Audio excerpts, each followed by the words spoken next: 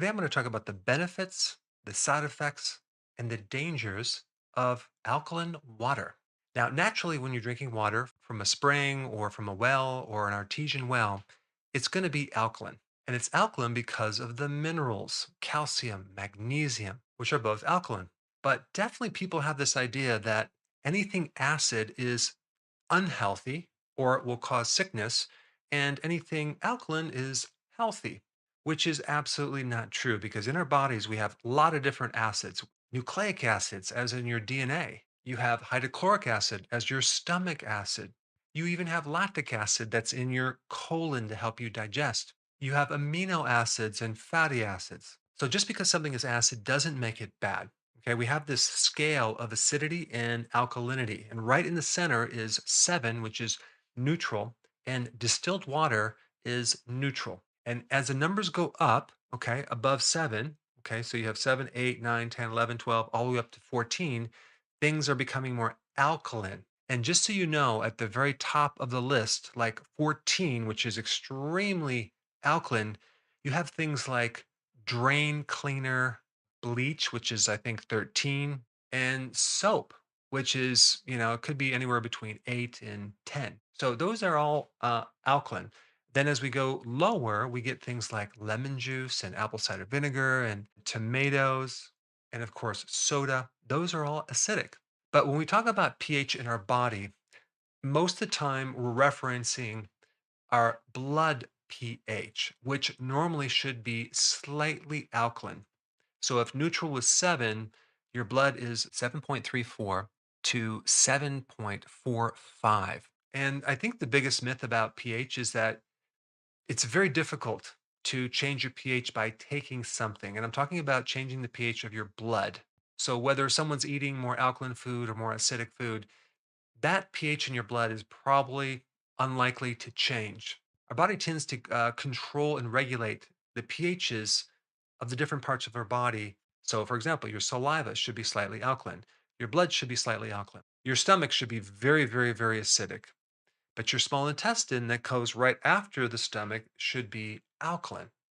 Yet the large bowel should be acidic, not like the stomach, but slightly acidic. Of course, we have the gallbladder and bile, which should be alkaline. So we don't want to alkalize the body. Okay. That's not a smart thing to do.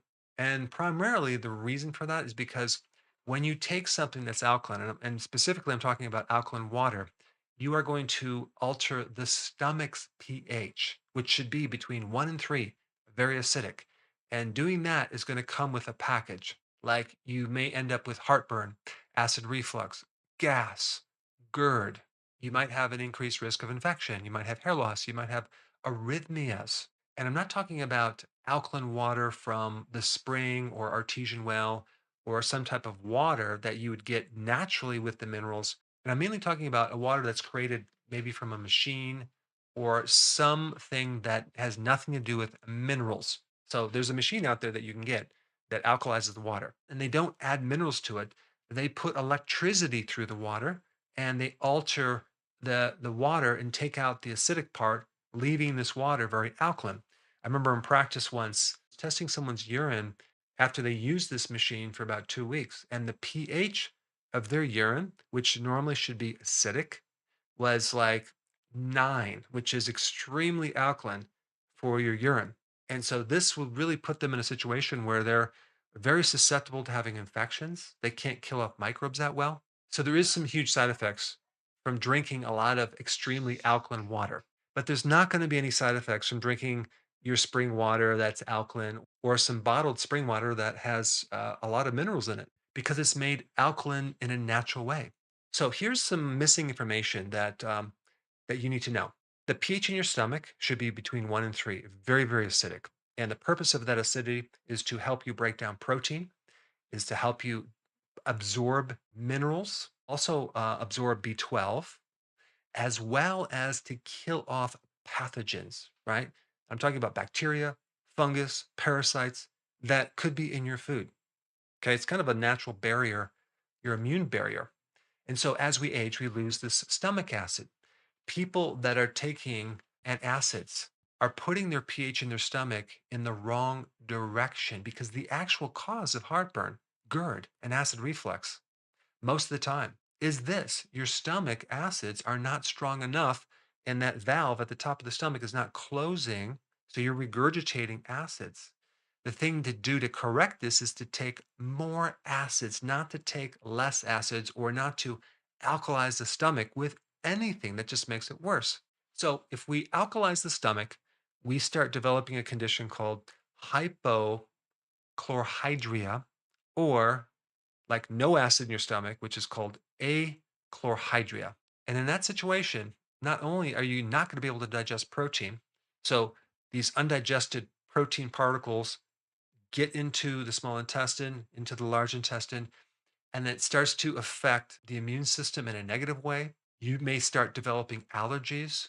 There was an interesting study done on mice where they got rid of the stomach acid, fed them fish, and they developed allergies to fish protein, which is interesting. So, not being able to digest protein can increase risk of getting allergies, it can create gas, and all sorts of like things like constipation. The other important thing about stomach acids is to be able to absorb iron, calcium, magnesium, zinc, potassium. Without having stomach acid, you could easily be deficient in these minerals, not to mention the vitamin B12. So, all this can create anemia and it can lead to many other issues. And of course, this acid kills off microbes. So, if you can't kill off microbes, you end up with microbes in your small intestine. Okay.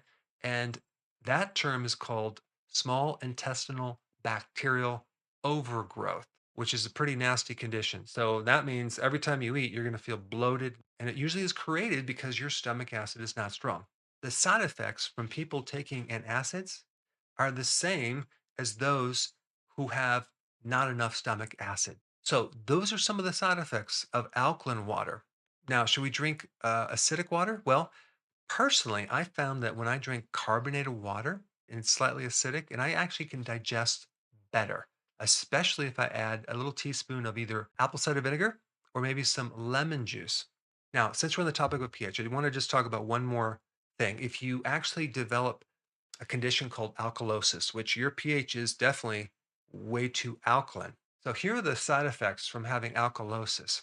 Number one, you are going to have low potassium. You're going to have low calcium. That calcium is going to bind to protein. Now, this calcium is unavailable for the muscle contraction relaxation effect. And you're going to start having these weird twitches. It's called tetany. Sometimes it's underneath the eye, sometimes it's in the arm. It could be anywhere in the body. It can also affect the heart rhythm. You can start developing heart arrhythmias. The muscle is greatly affected in an alkalosis state.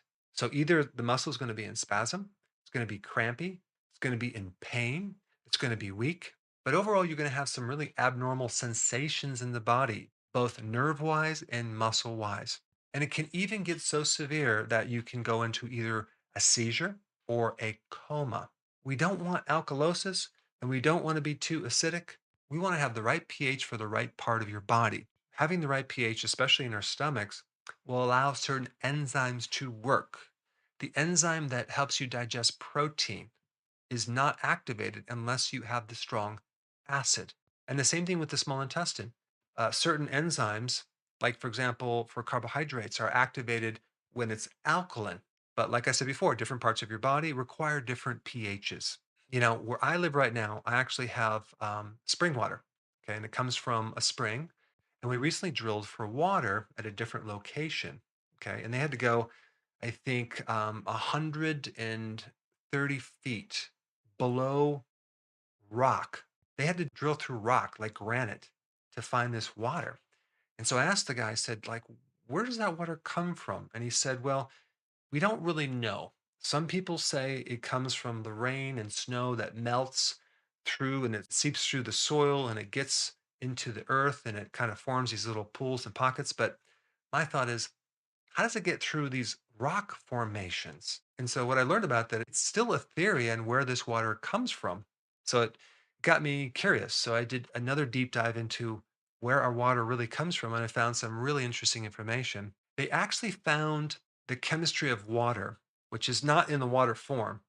It was basically hydrogen and oxygen embedded into a mineral. And apparently, this came from a volcano. So it was very, very deep.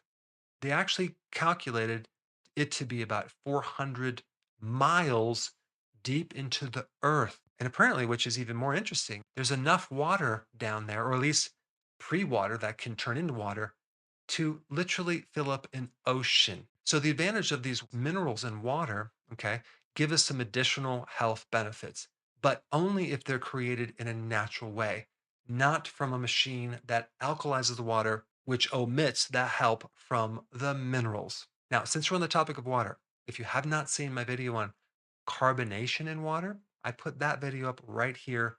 Check it out.